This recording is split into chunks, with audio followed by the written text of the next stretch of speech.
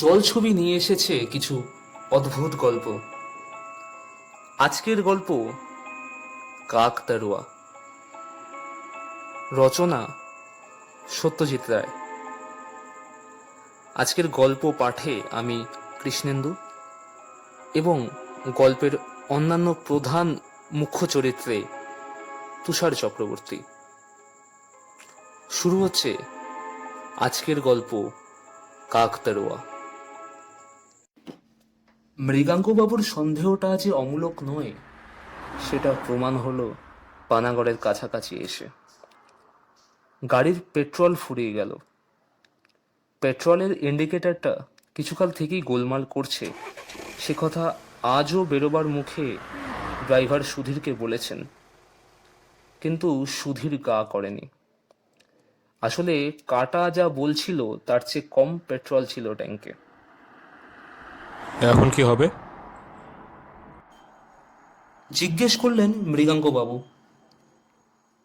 আমি পানাগড় চলে যাচ্ছি, ওখান থেকেই তেলটা নিয়ে আসবো। বলল সুধীর। তা পানাগড় এখান থেকে কতদূর? মাইল তিনেক তো হবেই। তার মানে তো 2-2.5 ঘন্টা। শুধু তোমার দোষেই এটা হলো। এখন আমার অবস্থাটা কি হবে ভেবে দেখেছো একবার? মৃগাঙ্কবাবু ঠান্ডা মেজাজের মানুষ। ভৃত্যস্থানীয়দের ওপর বিশেষ চোটপাট করেন না, কিন্তু 2.5 ঘন্টা একটা খোলা মাঠের মধ্যে একা গাড়িতে বসে থাকতে হবে জেনে মেজাজটা খিটখিটে হয়ে গিয়েছিল। মৃগাঙ্ক শেখর মুখোপাধ্যায় খ্যাতনামা জনপ্রিয় সাহিত্যিক। দুর্গাপুরের একটি ক্লাবের সাংস্কৃতিক অনুষ্ঠানে তাকে ডাকা হয়েছিল মানপত্র দেওয়া হবে বলে। ট্রেনে রিজার্ভেশন পাওয়া যায়নি, তাই মোটরে যাত্রা। সকালে চা খেয়ে বেরিয়েছিলেন আর ফেরার পথেই দুর্যোগ।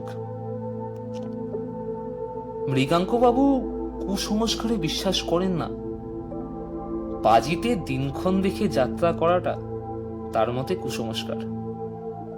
কিন্তু আজ পাজিতে যাত্রা নিষিদ্ধ বললে তিনি অবাক হবেন না। আপাতত গাড়ি থেকে নেমে আর ভেঙে একটা সিগারেট ধরিয়ে তিনি তার চারদিকটা ঘুরে দেখে নিলেন। মাঘ মাস, ক্ষেত থেকে ধান কাটা হয়ে গেছে। চারিদিকে ধু ধু করছে মাঠ। দূরে, বেশ দূরে একটি মাত্র কুড়ে ঘর একটি তেঁতুল গাছের পাশে দাঁড়িয়ে আছে। এছাড়া বসতির কোনো চিহ্ন নেই। আরো দূরে রয়েছে এক সারি তাল গাছ, আর সবকিছুর পেছনে জমাট বাঁধা বন। এই হলো রাস্তার এক দিক, অর্থাৎ পূর্ব দিকের দৃশ্য। পশ্চিমেও বিশেষ পার্থক্য নেই। রাস্তা থেকে 40-50 হাত দূরে একটা পুকুর রয়েছে, তাতে জল বিশেষ নেই। গাছপালা যা আছে দু একটা বাবলা ছাড়া সবই দূরে। এদিকেও দুটি কুড়ে ঘর রয়েছে, কিন্তু মানুষের কোনো চিহ্ন নেই। আকাশে উত্তরে মেঘ দেখা গেলেও এদিকে রোদ। মাঠের মধ্যে দাঁড়িয়ে আছে একটা কাকতাড়ুয়া। শীতকাল হলেও রোদের তেজ আছে বেশ, তাই মৃগাঙ্কবাবু গাড়িতে ফিরে এলেন। তারপর ব্যাগ থেকে একটা গোয়েন্দা কাহিনী বার করে পড়তে আরম্ভ করলেন। এর মধ্যে দুটি অ্যাম্বাসেডর আর একটা লরি গেছে তার পাশ দিয়ে, তার মধ্যে একটা কলকাতার দিকে। কিন্তু কেউ তার অবস্থা জিজ্ঞেস করার জন্য থামেনি। মৃগাঙ্কবাবু মনে মনে বললেন, বাঙালিরা এ ব্যাপারে বড় স্বার্থপর হয়। নিজের অসুবিধা করে পরের উপকার করাটা তাদের কুষ্ঠিতে লেখে না। তিনি নিজেও কি এদের মতোই ব্যবহার করতেন? হয়তো তাই। তিনিও তো বাঙালি। লেখক হিসেবে তার খ্যাতি আছে ঠিকই, কিন্তু তাতে তার মজ্জাগত দোষগুলি কোনো সংস্কার হয়নি। পশ্চিমের আকাশ এখন লাল, সেখান থেকে মেঘ সরে এসেছে। চ্যাপ্টা লাল সূর্যটা দেখতে দেখতে দিগন্তের আড়ালে চলে গিয়েছে। এবার ঝপ করে অন্ধকার নামবে। কাকতাড়ুয়া। কেন জানি মৃগাঙ্কবাবু অনুভব করছেন প্রতি মুহূর্তেই ওই নকল মানুষটা তাকে বেশি করে আকর্ষণ করছে। মৃগাঙ্কবাবু দেখলেন যে বইয়ে মন বসাতে পারছেন না। তার চেয়ে নতুন প্লট ভাবলে কেমন হয়? ভারত পত্রিকা তার কাছে একটা গল্প চেয়েছে, সেটা এখনো লেখা হয়নি। একটা প্লটের খানিকটা মাথায় এসেছে এই পথটুকু আসতেই মৃগাঙ্কবাবু নোটবুক বার করে কয়েকটা পয়েন্ট লিখে ফেললেন। না, গাড়িতে বসে আর ভাল লাগে না। খাতা বন্ধ করে আবার বাইরে এসে দাঁড়িয়ে আরেকটা সিগারেট ধরালেন মৃগাঙ্কবাবু। তারপর কয়েক পা সামনে এগিয়ে রাস্তার মাঝখানে এদিক ওদিক দেখে তার মনে হলো বিশ্ব চরাচরে তিনি একা। এমন একা তিনি কোনোদিন অনুভব করেননি। না, ঠিক একা নয়, একটা নকল মানুষ আছে কিছু দূরে দাঁড়িয়ে। ওই কাকতাড়ুয়া। মাঠের মধ্যে এক জায়গায় কি যেন একটা শীতের ফসল রয়েছে একটা ক্ষেতে, তারই মাঝখানে দাঁড়িয়ে আছে কাকতাড়ুয়াটা। একটা খাড়া বাঁশ মাটিতে পোতা, তার সঙ্গে আড়াআড়ি ভাবে একটা বাঁশ ছড়ানো হাতের মতো দুদিকে বেরিয়ে আছে। এই হাত দুটো গলানো রয়েছে একটা ছেঁড়া জামার দুটো অস্তিনের মধ্যে দিয়ে। খাড়া বাঁশটার মাথায় রয়েছে একটা উপুড় করা মাটির হাঁড়ি। দূর থেকে বোঝা যায় না, কিন্তু মৃগাঙ্কবাবু অনুমান করলেন যে হাঁড়ির রং কালো, তার উপর সাদা রং দিয়ে আঁকা রয়েছে ডেবা ডেবা চোখ মুখ। আশ্চর্য, এই জিনিসটা পাখিরা আসল মানুষ ভেবে ভুল করে আর তার ভয়ে খেতে এসে উৎপাত করে না। পাখিদের বুদ্ধি বুঝি এতই কম?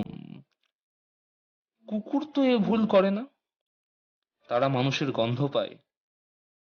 কাক চড়ুই কি তাহলে সে গন্ধ পায় না?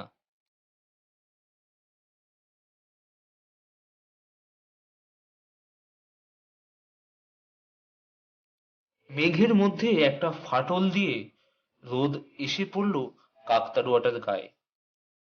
মৃগাঙ্কবাবু লক্ষ্য করলেন যে জামাটা কাকতাড়ুয়ার গায়ে পরানো আছে সেটা একটা ছিটের শার্ট। কার কথা মনে পড়ল ওই ছেঁড়া লাল কালো ছিটের শার্টটা দেখে? মৃগাঙ্কবাবু অনেক চেষ্টা করেও মনে করতে পারলেন না। তবে কোনো একজনকে তিনি ওই রকম একটা শার্ট পরতে দেখেছেন বেশ কিছুকাল আগে। আশ্চর্য, ওই একটি নকল প্রাণী ছাড়া আর কোনো প্রাণী নেই। মৃগাঙ্কবাবু আর ওই কাকতাড়ুয়া। এই সময়টা খেতে কাজ হয় না বলে গ্রামের মাঠে ঘাটে লোকজন কমই দেখা যায় ঠিকই, কিন্তু এরকম নির্জনতা মৃগাঙ্কবাবুর অভিজ্ঞতায় এই প্রথম। মৃগাঙ্কবাবু ঘড়ি দেখলেন, 4:20। সঙ্গে ফ্লাক্সে চা রয়েছে, সেইটির সদ্ব্যবহার করা যেতে পারে। গাড়িতে ফিরে এসে ফ্লাক্স খুলে ঢাকনায় চা ঢেলে খেলেন মৃগাঙ্কবাবু। শরীরটা একটু গরম হলো। পশ্চিমের আকাশ এখন লাল, সেখান থেকে মেঘ সরে এসেছে। চ্যাপ্টা লাল সূর্যটা দেখতে দেখতে দিগন্তের আড়ালে চলে গিয়েছে। এবার ঝপ করে অন্ধকার নামবে। কাকতাড়ুয়া। কেন জানি মৃগাঙ্কবাবু অনুভব করছেন প্রতি মুহূর্তেই ওই নকল মানুষটা তাকে বেশি করে আকর্ষণ করছে। সেটার দিকে এক দৃষ্টে চেয়ে থাকতে থাকতে মৃগাঙ্কবাবু কতগুলি জিনিস লক্ষ্য করে একটা হৃদকম্প অনুভব করলেন। ওটার চেহারায় সামান্য পরিবর্তন হয়েছে কি? হাত দুটো কি নিচের দিকে নেমে এসেছে খানিকটা? দাঁড়ানোর ভঙ্গিটা কি আরেকটু জ্যান্ত মানুষের মতো? খাড়াই বাসটার পাশে কি আরেকটা বাস দেখা যাচ্ছে? ও দুটো কি বাঁশ না ঠ্যাং? মাথার হাড়িটা আরেকটু ছোট বলে মনে হচ্ছে না? কাকতাড়ুয়া কখনো জ্যান্ত হয়ে ওঠে? কখনোই না। কিন্তু মৃগাঙ্কবাবুর দৃষ্টি আবার কাকতাড়ুয়াটার দিকেই গেল। কোনো সন্দেহ নেই সেটা জায়গা বদল করেছে। মৃগাঙ্কবাবু বেশি সিগারেট খান না, কিন্তু এই অবস্থায় তাকে আরেকটা ধরাতে হলো। তিনি এই তেপান্তরের মাঠে একা দাঁড়িয়ে থেকে থেকে কি চোখে ভুল দেখছেন? সেটা ঘুরে দাঁড়িয়ে তার দিকে খানিকটা এগিয়ে এসেছে। এসেছে না, আসছে। খুঁড়িয়ে খুঁড়িয়ে চলা, কিন্তু দু পায়ে চলা। হাড়ির বদলে একটা মানুষের মাথা, গায়ে এখনো সেই ছিটের শার্ট, আর তার সঙ্গে মাল কোচা দিয়ে পরা খাটো ময়লা ধুতি। বাবু, বাবু। মৃগাঙ্কবাবুর সমস্ত শরীরের মধ্যে দিয়ে একটা শিহরণ খেলে গেল। কাকতাড়ুয়া মানুষের গলায় ডেকে উঠছে, এবং এ গলা তার চেনা। এ হলো তাদের এককালের চাকর অভিরামের গলা। এই দিকেই তো ছিল অভিরামের দেশ। একবার তাকে জিজ্ঞেস করেছিলেন মৃগাঙ্কবাবু। অভিরাম বলেছিল সে থাকে মানকরের পাশের গায়ে। পানাগড়ের আগের স্টেশনের নামই তো মানকর। সেটা জায়গা বদল করেছে। মৃগাঙ্কবাবু চরম ভয়ে পিছতে পিছতে গাড়ির সঙ্গে সেটে দাঁড়ালেন। অভিরাম এগিয়ে এসেছে তার দিকে। এখন সে মাত্র 10 গজ দূরে। মানুষের মতোই দেখাচ্ছে অভিরামকে। তাই বোধহয় মৃগাঙ্কবাবু সাহস পেলেন। বললেন, তুমি অভিরাম না? আমায় চিনতে পেরেছেন বাবু? তোমাকে চিনেছি তোমার ওই জামা দেখে। এ জামা তো তোমায় আমি দিয়েছিলাম কিনে। হ্যাঁ বাবু, আপনি দিয়েছিলেন। আপনি আমার জন্য অনেক করেছেন, কিন্তু শেষে এমন কেন হলো বাবু? আমি তো কোনো দোষ করিনি। আপনার আমার কথা বিশ্বাস করলেন না। মৃগাঙ্কবাবুর মনে পড়ল 3 বছর আগের ঘটনা। অভিরাম ছিল মৃগাঙ্কবাবুদের 20 বছরের পুরনো চাকর। শেষে একদিন অভিরামের ভীমরতি ঘটে। সে মৃগাঙ্কবাবুর বিয়েতে পাওয়া সোনার ঘড়িটা চুরি করে বসে। সুযোগ সুবিধা দুই ছিল অভিরামের, অভিরাম নিজে অবশ্য অস্বীকার করে, কিন্তু মৃগাঙ্কবাবুর বাবা ওঝা ডাকিয়ে কুলোতে চাল ছুঁড়ে মেরে প্রমাণ করিয়ে দেন যে অভিরামই চোর। ফলে অভিরামকে ছাড়িয়ে দেওয়া হয়। আপনাদের ওখান থেকে চলে আসার পর আমার কি হলো জানেন?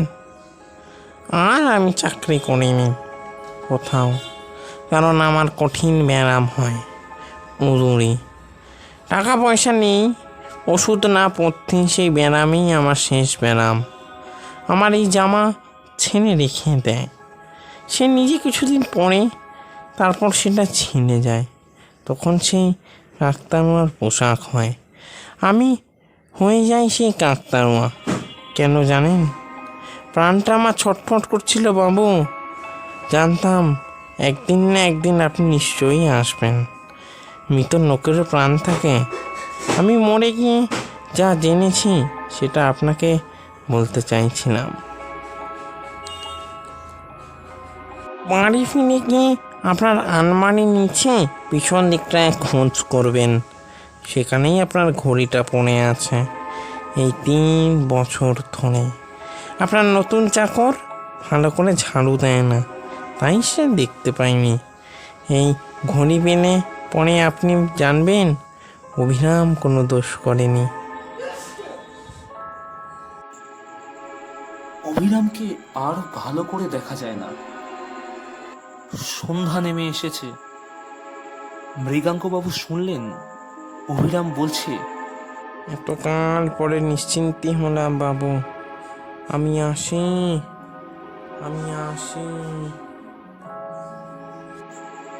মৃগাঙ্কবাবুর চোখের সামনে থেকে অভিরাম অদৃশ্য হয়ে গেল। তেল এনেছি বাবু, চলুন। সুধীরের গলায় মৃগাঙ্কবাবুর ঘুমটা ভেঙে গেল। গল্পের প্লট ফাঁদতে ফাঁদতে কলম হাতে গাড়ির মধ্যেই ঘুমিয়ে পড়েছিলেন তিনি। ঘুম ভাঙতেই তার দৃষ্টি চলে গেল পশ্চিমের মাঠের দিকে। কাকতাড়ুয়াটা যেমন ছিল তেমন ভাবেই দাঁড়িয়ে আছে। বাড়িতে এসে আলমারির তলায় খুঁজতেই ঘড়িটা বেরিয়ে পড়ল। মৃগাঙ্কবাবু স্থির করলেন ভবিষ্যতে আর কিছু গেলেও ওঝার সাহায্য তিনি কখনোই নেবেন না। আজকের গল্প এখানেই শেষ। গল্প পাঠে আমি কৃষ্ণেন্দু নন্দী, গল্পের অন্যান্য চরিত্রে তুষার চক্রবর্তী এবং ডিরেকশনে কৃষ্ণেন্দু নন্দী। যদি আপনাদের গল্পটা ভালো লেগে থাকে তাহলে লাইক, কমেন্ট এবং চ্যানেলটিকে সাবস্ক্রাইব করবেন। আজ এখানেই শেষ। দেখা হচ্ছে পরের গল্পে।